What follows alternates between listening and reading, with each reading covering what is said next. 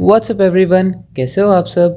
So I hope you all are fine. तो हम लोग अपने एवरेजेस चैप्टर पे थे एंड उसके LOD1 के क्वेश्चंस हम कर रहे थे। सो टिल नाउ 35 तक ऑलरेडी हम कर चुके हैं। अब हम कर रहे हैं from question number 36। So let's read. Average marks obtained by a student in 3 papers is 63 and in the 4th paper he obtains 67 marks. Find his new average. Okay, तो ये तो बहुत बेसिक क्वेश्चन है। ये बोला है average marks obtained by a student in 3 papers है 63। तो 3 पेपर्स में एक स्टूडेंट के एवरेज मार्क्स हैं 63। ठीक है, तो एवरेज है 63 एंड नंबर ऑफ पेपर्स कितने हो गए 3। ठीक है, अब ये बोला है कि चौथे पेपर में अगर वो 67 मार्क्स लेके आता है तो बताओ उसका न्यू एवरेज कितना होगा। तो सर ये तो बहुत ही सिंपल क्वेश्चन है। हम पहले सम निकालेंगे। सर उन 3 पेपर्स में उसके एवरेज मार्क्स 63 थे, तो उन तीनों पेपर्स का अगर हम सम निकाल दें, उन तीनों पेपर्स में जो जो उसके मार्क्स हैं उसका सम निकाल दें तो वो कितना आएगा, mean multiplied by number of papers. तो 63 मल्टीप्लाइड बाय 3 दैट इज 189। ठीक है, अब क्या हुआ है, अब वो कह रहा है कि 4th पेपर में अगर वो 67 मार्क्स और लेके आ जाता है तो अब देखते हैं कि मीन एन और सम में चेंजेस क्या क्या हुए।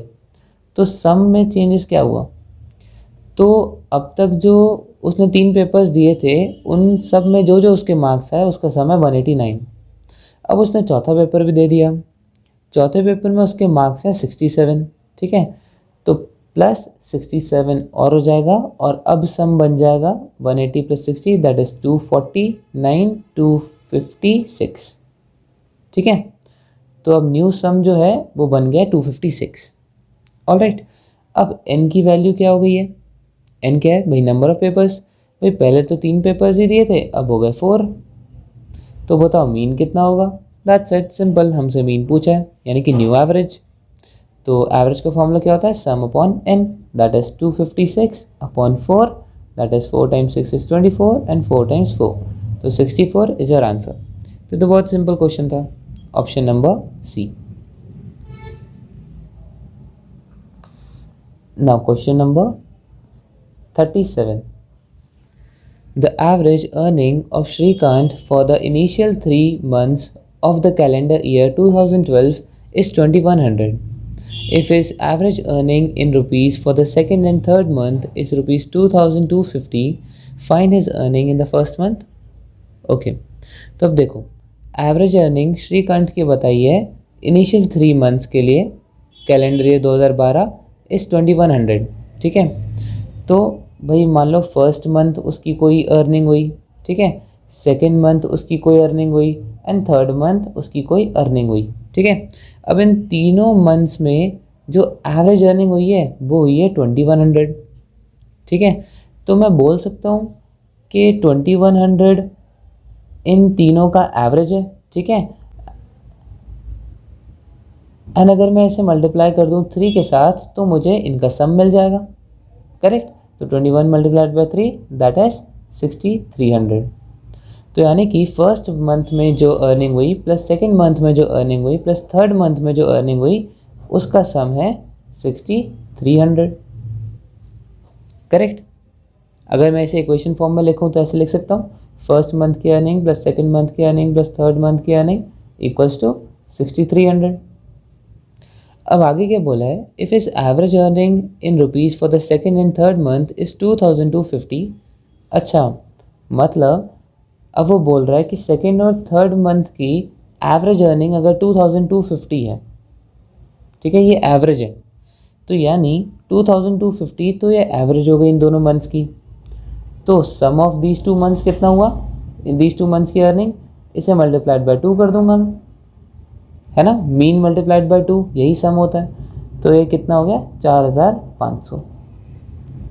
तो दैट्स इट, बहुत इजी है। अब इन तीनों का सम 6300 है, जिसमें से 2 + 3 का सम मुझे पता चल गया 4500। तो बताओ फर्स्ट मंथ में कितनी अर्निंग हुई। सिंपल, इसको मान लेते हैं x और x की वैल्यू कितनी आ जाएगी 6300 minus 4500 that is 1800। Simple. So therefore option number D is your answer. Now question number 38.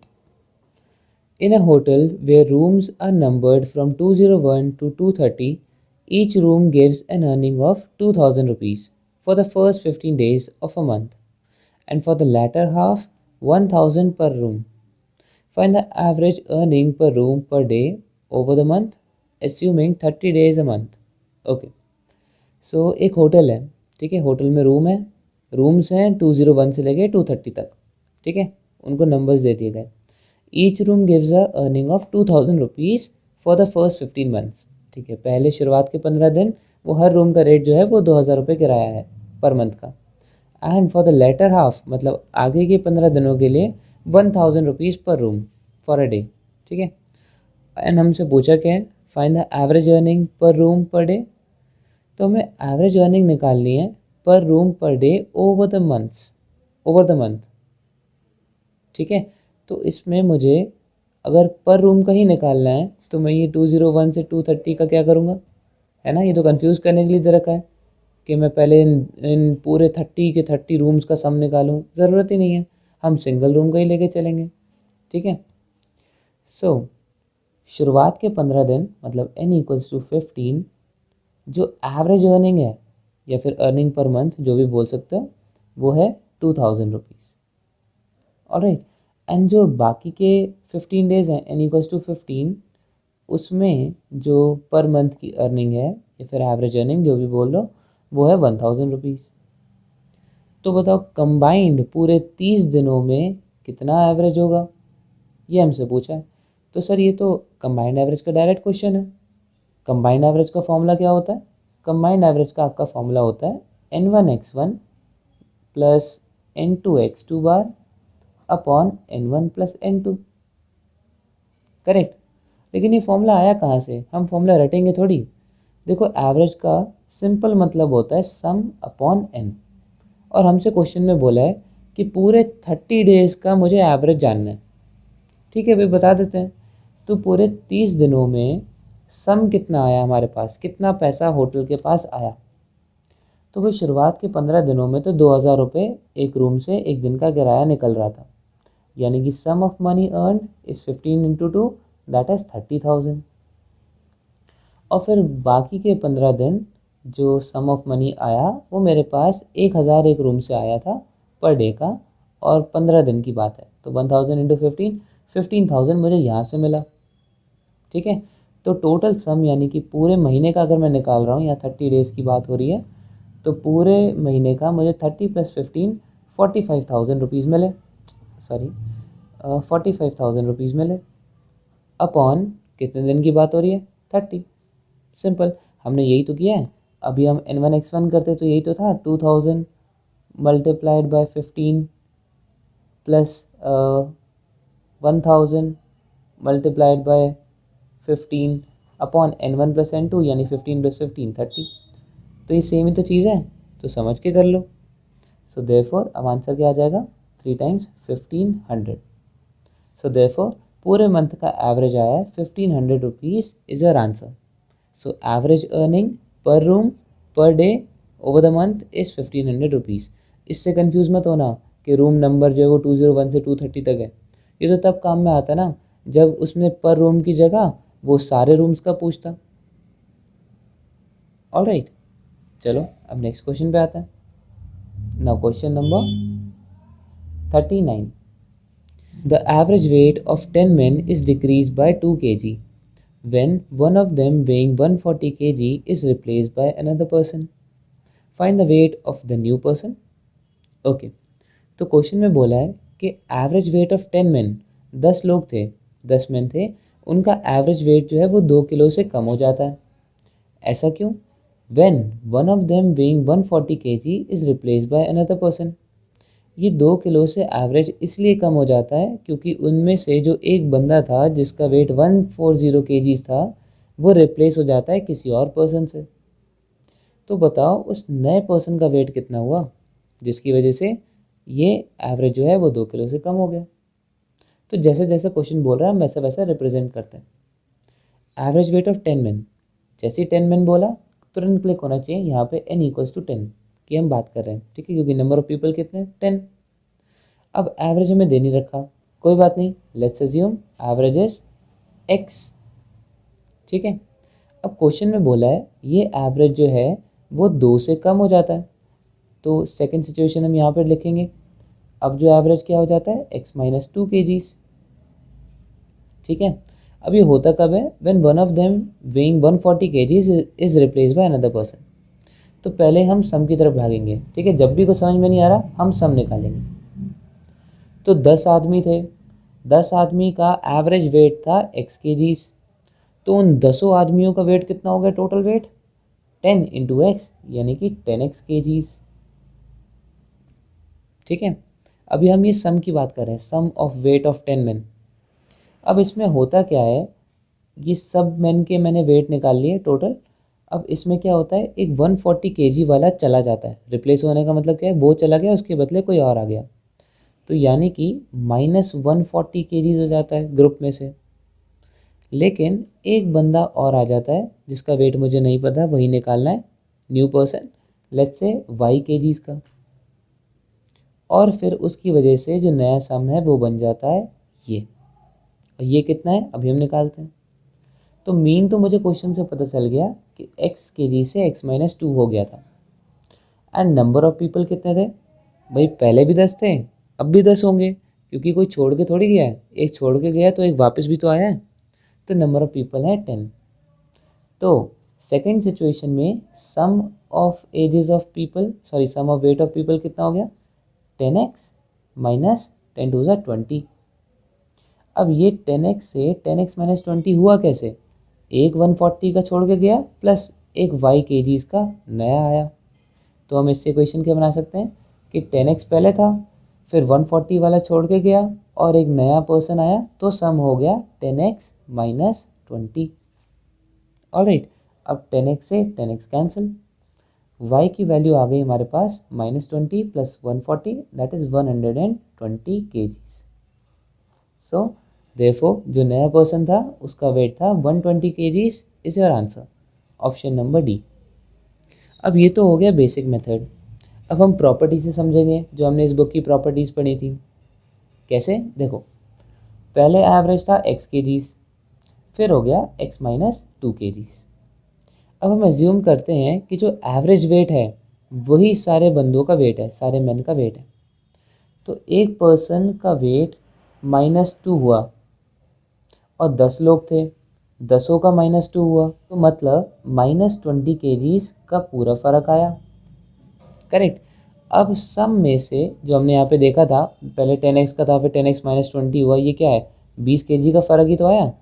ये 20 kg का फ़र्क कैसे आया होगा, क्वेश्चन में हमें बोला कि 140 किलो वाला छोड़ के गया और एक नया पर्सन आया, मुझे नहीं पता उसका वेट कितना है, लेकिन फ़िलहाल सम में जो चेंज हुआ वो तो -20 का हुआ। तो ये -20 का कैसे होगा, अगर 140 वाला जा रहा है तो उसकी जगह 20 किलो से कम वाला कोई व्यक्ति आया होगा, देयरफॉर यहाँ पे उसका वेट हो गया 120 kgs। ठीक है, क्योंकि 20 kgs का माइनस हुआ है। सो यहाँ पे हमारा कॉमन सेंस लगेगा, तो ये इजी और हो गया है ना, इतना सही सोल्यूशन हो गया। तो देयरफॉर अपने बेसिक स्ट्रॉन्ग करो एंड देन ग्रेजुअली हम प्रॉपर्टी से सीखते जाएं कि जल्दी से जल्दी क्वेश्चंस को कैसे करना है। Alright, option number D is your answer. Now question number 40। The average age of a group of men is increased by 6 years when a person aged 26 years is replaced by a new person of aged 56 years. How many men are there in the group? तो अब ये देखो 39 question जैसा ही है। कैसे, देखो वहाँ भी रिप्लेसमेंट हुआ था एंड यहाँ भी रिप्लेसमेंट हुआ है, बस पूछा जो चीज़ है वो डिफरेंट है, यहाँ पे नंबर ऑफ मैन पूछे, तो इसे भी देख लेते हैं। The average age of a group of man is increase by 6 years। अब फिर से हमें एवरेज तो दे नहीं रखा, तो हम क्या मानेंगे, भाई एवरेज जो है वो x के बराबर है, और ये बोला है सेकंड सिचुएशन में ये एवरेज जो है ये 6 years से बढ़ जाता है। तो इनिशियल स्टेज हम यहाँ लिखेंगे एंड फिर नेक्स्ट स्टेप जो हुआ वो हम यहाँ पे लिखेंगे। ठीक है, तो पहले मैंने माना मीन है x years। ठीक है, फिर क्या होता है, ये एवरेज एज जो है वो 6 years से बढ़ जाती है, तो अब मीन जो है वो हो जाता है x प्लस 6। करेक्ट। और ये होता कब है, when a person aged 26 years is replaced by a new person aged 56 years। जब इनमें से एक 26 साल का व्यक्ति चला जाता है और 56 ईयर्स का व्यक्ति आ जाता है। तो बताओ how many man are there in the group. अच्छा, नंबर ऑफ मैन भी नहीं पता, कोई दिक्कत नहीं, देख लेते हैं। तो नंबर ऑफ मैन भी मैं मान लेता हूँ n है, ठीक है। अच्छा, इसमें कंफ्यूज मत होना, this is x and this is n, ठीक है। तो नंबर ऑफ मैन तो अब भी चेंज नहीं हुए, क्योंकि पहले n थे, फिर एक 26 साल वाला चला गया और एक 56 वाला आ गया, तो नंबर ऑफ मैन तो उतने के उतने ही रहे, तो ये इधर भी n ही है। अब हम क्या करेंगे, जब भी कुछ समझ में नहीं आता, ये ट्रिक ध्यान रखो, हम जाएंगे सम की तरफ, ठीक है। अब पहले सम ऑफ एजेस ऑफ मैन कितना था, जितने भी हमारे पास मैन थे उनकी एजेस का अगर हम सम कर दें तो वो बन जाता है n into x, that is nx, ठीक है। और फिर later this sum of age becomes nx plus 6n, ठीक है। अब हम देखते हैं, ये ईयर्स है, ठीक है, इससे और अच्छे समझ में आएगा, ध्यान से समझना। अब हम देखते हैं कि ये जो सम है इतने से इतना हुआ कैसे।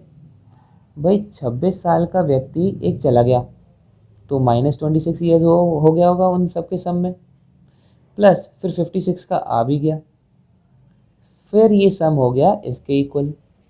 तो therefore nx minus 26 plus 56 is equals to nx plus 6n, correct. तो nx से nx कैंसिल एंड ये कितना हो गया 30 equals to 6n, and n की वैल्यू कितनी हो गई 30/6, दैट इज 5। तो therefore how many men are there in the group, तो मेन कितने थे n, that is 5 is your answer, option number C.